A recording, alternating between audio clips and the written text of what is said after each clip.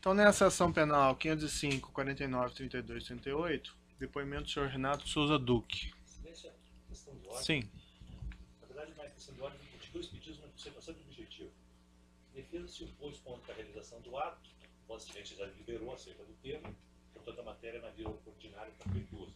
Mas a defesa só pediria que Vossa Excelência, então, nesse ato, adotasse a mesma premissa que adotou quando no interrogatório do acusado Antônio Palocci. Naquele ato específico, Vossa Excelência interveio nas respostas do então interrogando e eu advertiu que o esteio das respostas deveria ser aquele estribado na exordial acusatória em relação aos personagens daquela denúncia, sob pena de violação ao devido processo legal. Então esse é o primeiro pedido. O segundo pedido é que tão logo ocorra o interrogatório, Vossa Excelência possa abrir prazo para a defesa consultar os seus constituintes acerca de diligências necessárias. Doutor, aí tem duas questões, né? Quem define o que vai falar no processo é o acusado, não é o juízo. Né? O momento que o acusado tem exercendo para a defesa. Não cabe ao juízo dizer, diga isso, não diga aquilo. Se eu entender que tem uma questão que não foge à pertinência no momento, eu coloco isso. É uma questão de coerência em relação às intervenções que Vossa Excelência fez, não foram muitas, acho que foram duas, no interrogatório do Correio, e a defesa, inclusive, tacitamente... Já está indeferida a questão, doutor, certo? Já ouvi, já indeferi. A outra questão é qual que é mesmo? Prazo. Olha, sempre que tem uma prova nova no processo, a defesa tem prazo para eventualmente requerer alguma coisa. Perfeito. 5 dias, certo? Agradeço. Bem, então vamos lá. Senhor Renato de Souza Duque, o senhor está sendo acusado de um crime pelo Ministério Público Federal. Na condição de acusado, o senhor tem o direito de permanecer em silêncio. Se o senhor fizer uso desse direito, isso não lhe traz nenhum prejuízo.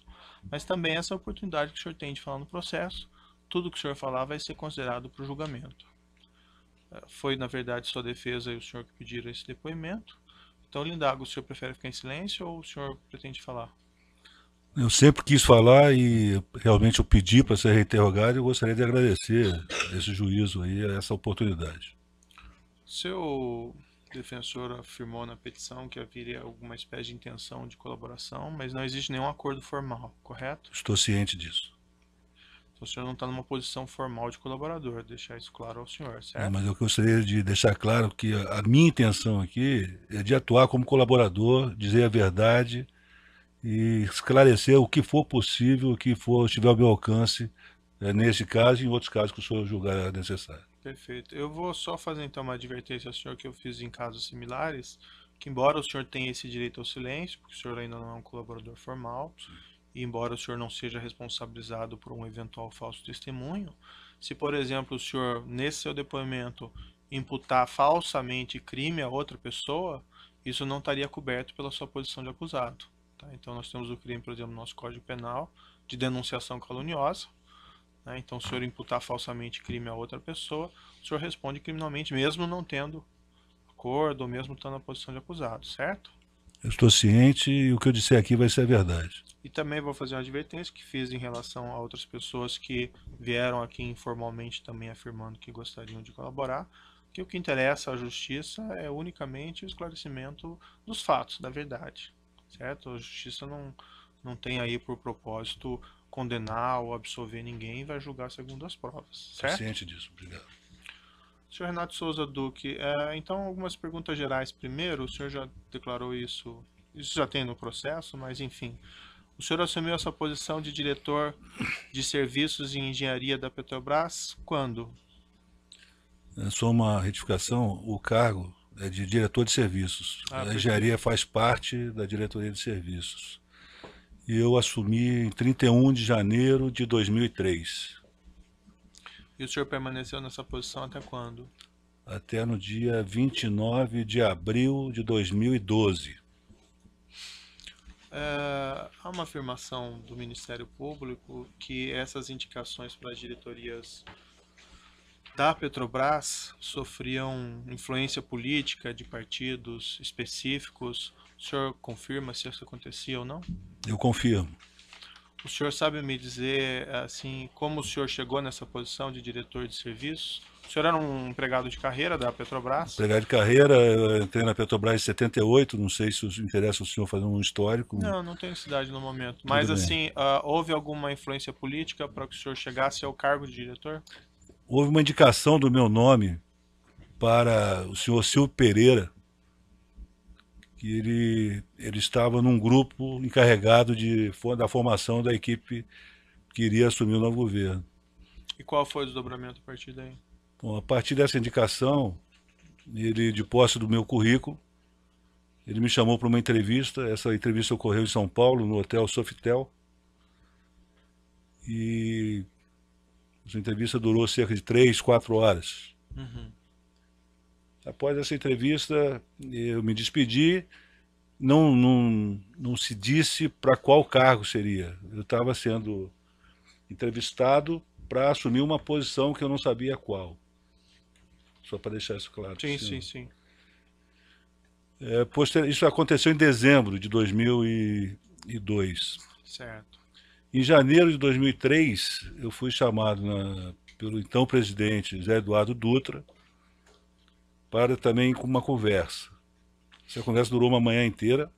Uhum.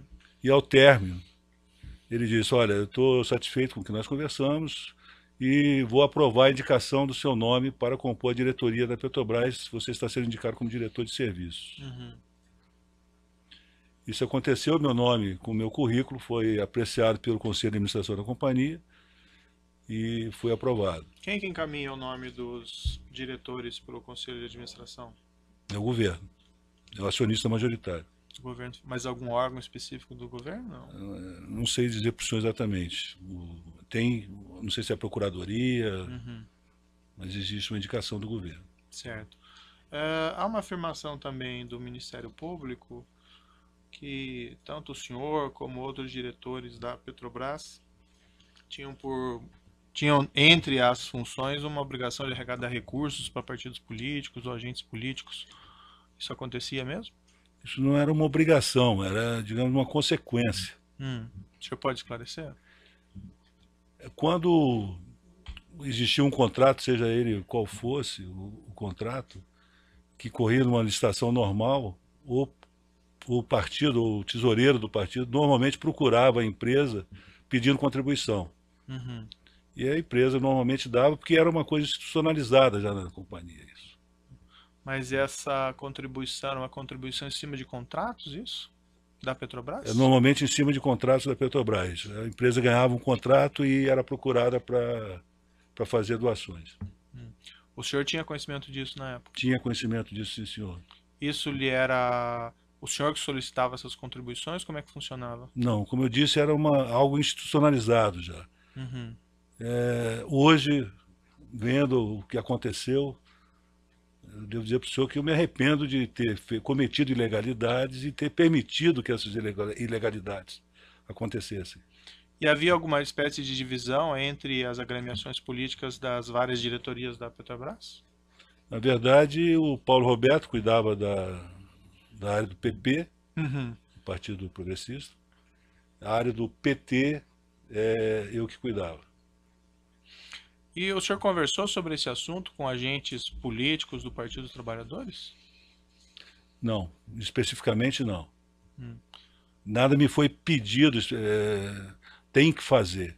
Era algo que realmente era institucionalizado. Sei. Mas o senhor não conversou com ninguém a respeito dessas Não, todos contribuições? sabiam. Todos quem? Todos do partido, desde o presidente do partido, tesoureiro, secretário, deputados, senadores, todos sabiam que isso ocorria.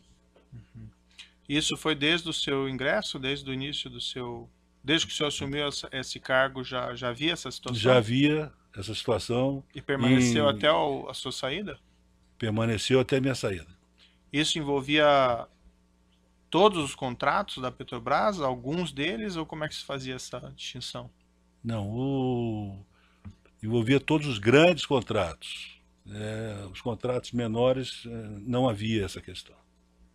Eu estou falando de contratos 100 milhões, 200 milhões, 1 bilhão, aí realmente essas empresas eram procuradas.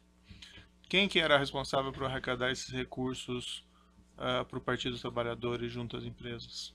Eram os tesoureiros, né? Inicialmente o Delúbio, depois o Paulo Ferreira e posteriormente o Vacari. O senhor tratou com algum deles a respeito desse assunto? Tratei com os três.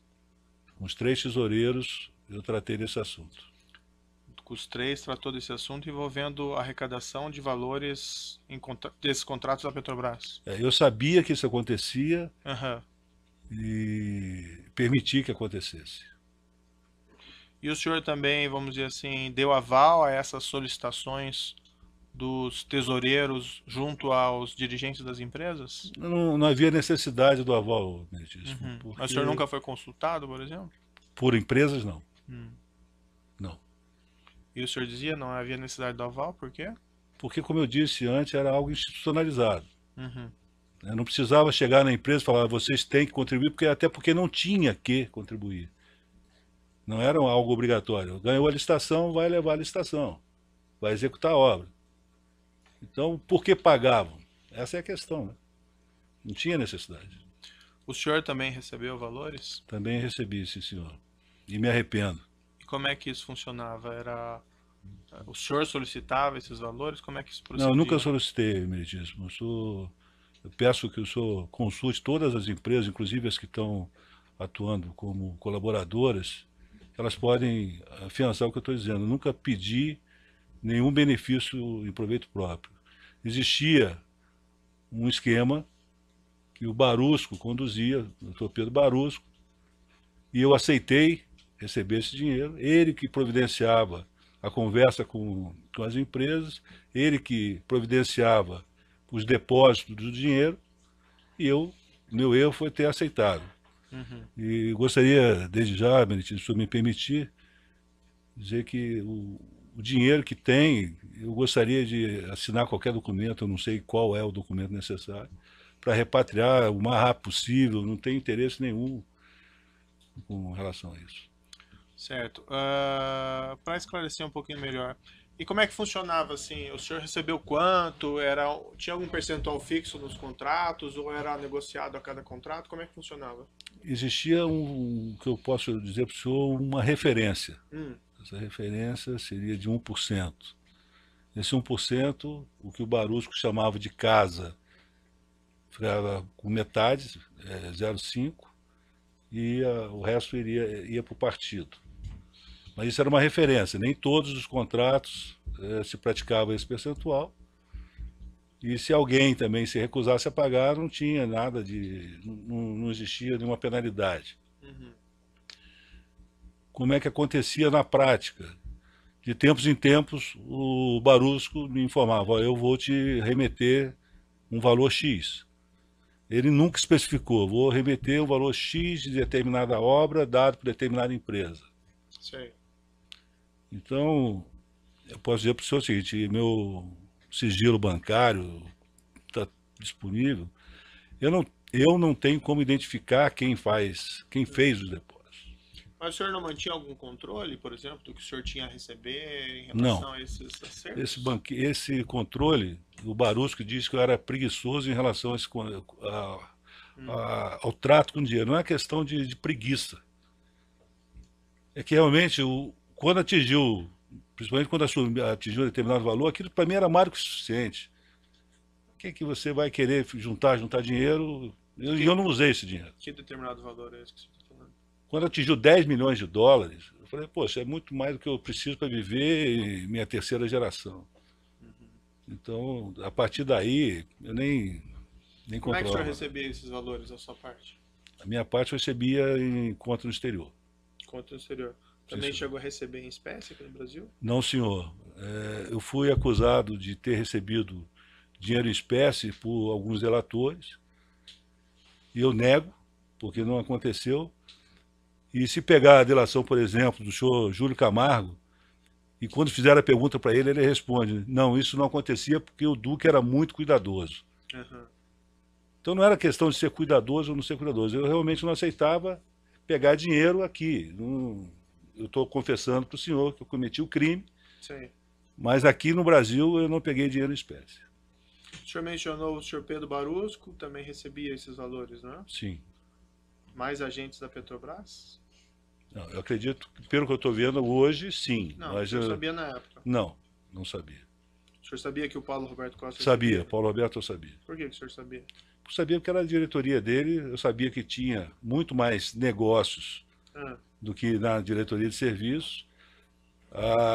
Ele uma vez comentou comigo que o partido para o qual ele prestava serviço, vamos chamar assim, era um partido que exigia contribuições, o que não acontecia com o Partido dos Trabalhadores. uhum, Né? Então, eu sabia que o Paulo Roberto recebia dinheiro. sei. E o pessoal da diretoria internacional, por exemplo, Nestor Severo, esse pessoal? Eu nunca tratei desse assunto com o Nestor Severo, O senhor Zelada? a menos, desculpe, a menos numa ocasião de um contrato de uma plataforma da área internacional que ele ganhou um dinheiro fruto de uma intermediação que eu fiz. Uhum. Só isso. E dentro da diretoria de serviços, não tinha gerentes, por exemplo, que recebiam, fora o senhor Pedro Barusco? Não, na época não que fosse do meu conhecimento. Hoje eu estou vendo que sim. Tem um processo que o senhor foi condenado criminalmente, que é uma referência a duas contas que o senhor manteria no banco Júlio Bayer, em Mônaco, offshore Milsart Overseas e Pamori Assets. Cada uma tem, as duas juntas têm um saldo de cerca de 20 milhões de euros. Essas contas são do senhor mesmo? São. Esse dinheiro é do senhor mesmo? São, e eu gostaria novamente de enfatizar o meu interesse de assinar uma repatriação que for necessário para que esse dinheiro venha e volte aí para quem de direito. Esse dinheiro é fruto desses recebimentos? É fruto de dinheiro que o Barusco encaminhou através das empresas. Dinheiro de corrupção, então? Sim. E o senhor mencionou, o senhor renuncia, então, a esses Sim, valores? senhor. E outras contas que o senhor tem com saldo lá fora? A outra conta é do Banco Kramer. Também renuncio. Só essas três? Sim.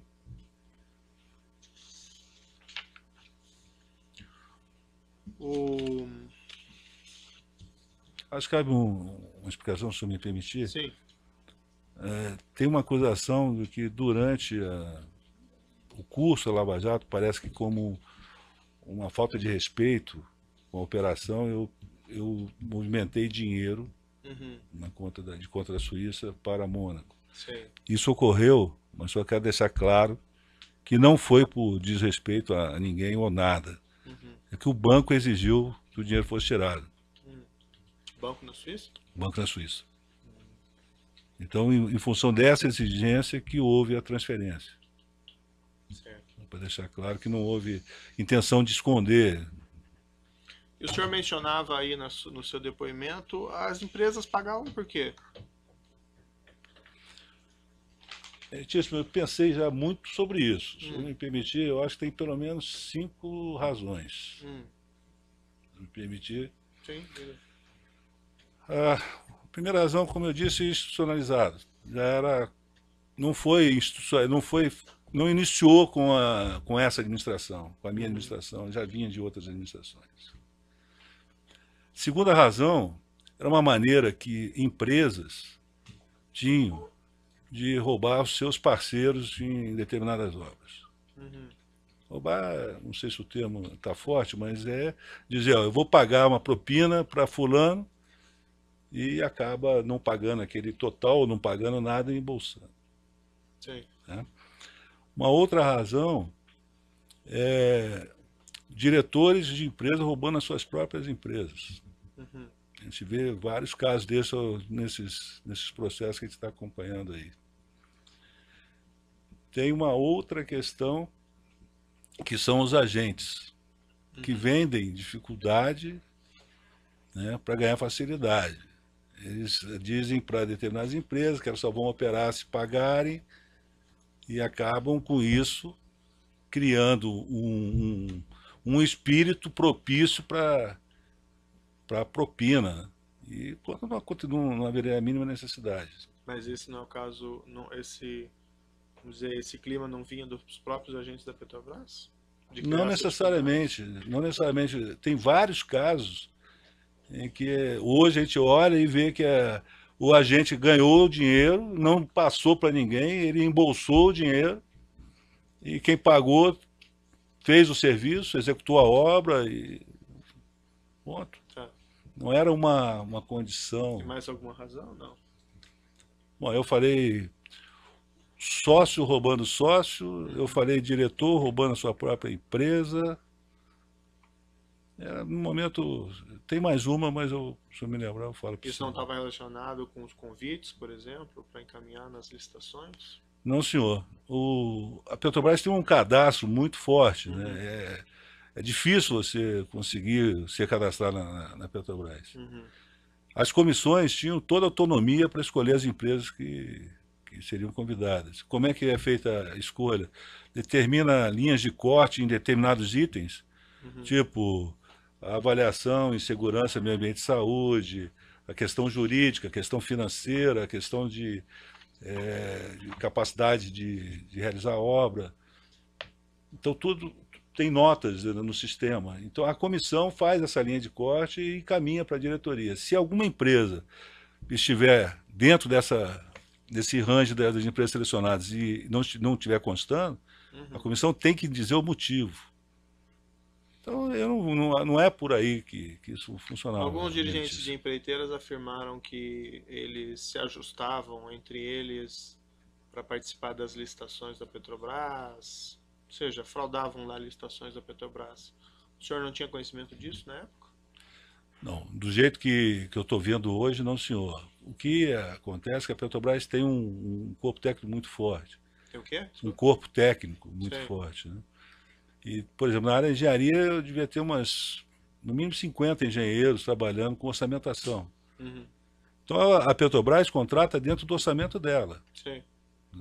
Quanto mais informações tem para fazer o orçamento, menor é o range entre o preço inferior e o preço superior. Se você tem poucas informações, você aumenta esse range. Estou falando em relação a informações de projeto. Sei. Então, a maneira como isso é operado dentro da companhia, eu, por exemplo, não tinha acesso a orçamento. Sim, mas esses ajustes de licitação entre as empresas que participavam da licitação, o senhor não tinha conhecimento? Meritivo, eu fui uma vez instado por duas empresas a fazer um esquema para determinar que obra iria para cada empresa. Uhum. Falei, isso jamais eu faria, porque se o dia que alguém fizer alguma coisa desse tipo na Petrobras, quem ganhar vai achar que ganhou com preço ruim, quem ficar de fora vai achar que foi prejudicado. Sei. Então, eu não vou fazer isso. Mas nós vivemos uma época, nesse período de 2003 a 2014, onde a quantidade de obra era tão grande, que tinha obra para todo mundo. Então eu não vou dizer para o senhor que é natural que as empresas conversassem para ver qual era a preferência de cada um. Mas fosse qual fosse a preferência da empresa, ela ia ter que fazer a obra no preço da Petrobras. Eu não contratava a qualquer preço, quer dizer, quando eu digo eu não contratava, a comissão de licitação não iria indicar para a contratação um preço que fosse superior àquele estimado. Nessa questão de destinação de valores de propina, né, em contratos da Petrobras, o senhor mencionou que iam valores para casa, né, para os Sim, agentes senhor. da Petrobras, e outra parte é para os partidos, isso? Sim, senhor. Tinha também destinação para agentes políticos, valores específicos? O que o senhor denomina agente político, por favor? Sei lá, deputado, membro de partido específico. Não, esse dinheiro que ia para o partido era distribuído entre esses agentes políticos para fazer face à campanha. Se esse dinheiro que ia para o partido era usado para benefício próprio ou para interesses privados, eu não posso afirmar para o senhor. Em outro processo, há algumas afirmações de direcionamento desses valores para o ex-ministro José Dirceu.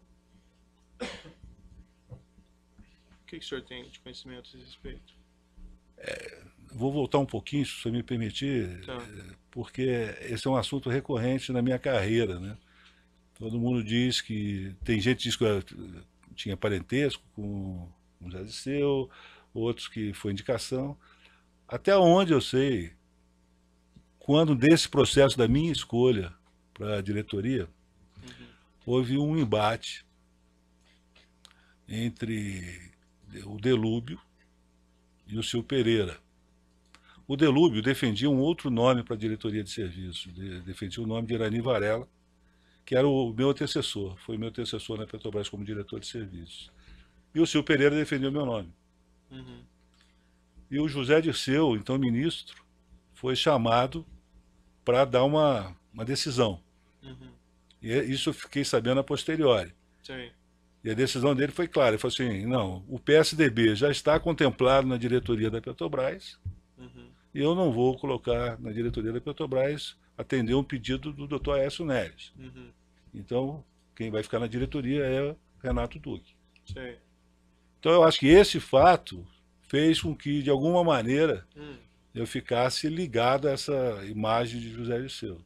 Sei. Mas o senhor não tem conhecimento de direcionamento específico de valores em favor do senhor José Dirceu? Hoje eu tenho em função do que eu leio aqui. Na época, o que eu posso afiançar para o senhor é que ele nunca me pediu nada. O senhor encontrava-se pessoalmente com ele? Encontrei algumas vezes. Sei. Encontrei não mais do que meia dúzia de vezes, mas nesse tempo, sim. O senhor Milton Pascovitch Na casa de declarou... Milton, a maioria. O senhor Milton Pascovitch declarou que repassou dinheiro de valores para ele desses contratos, o senhor não tinha conhecimento? Não, não tinha conhecimento. E o senhor Júlio Camargo também declarou isso? O Júlio Camargo, ele, de alguma maneira, ele deixava transparecer para mim que dava favores, prestava favores para José Dirceu. Uhum. E eu participei de jantar na casa de Júlio Camargo, com a presença de José Dirceu, onde o Júlio Camargo citava alguns desses favores, do tipo, e aquela viagem que você fez, o avião, você gostou? Querendo passar uma intimidade. E o José Dirceu não retrucava. Uhum. Então, o que me fazia entender que realmente existia ali um relacionamento. E no que se refere ao ex-ministro Antônio Palocci, o senhor conhece ele pessoalmente? Conheço o Antônio Palocci, ele foi do Conselho de Administração da Petrobras, se não me engano, até 2006. Uhum. Então, em função das reuniões da diretoria, a gente conviveu durante esse período todo. Uhum. Depois que ele saiu do Conselho, me parece que ele retornou mais tarde, também convivemos. E fora isso, eu tive uns 2 jantares também na casa de Júlio Camargo com Antônio Palocci.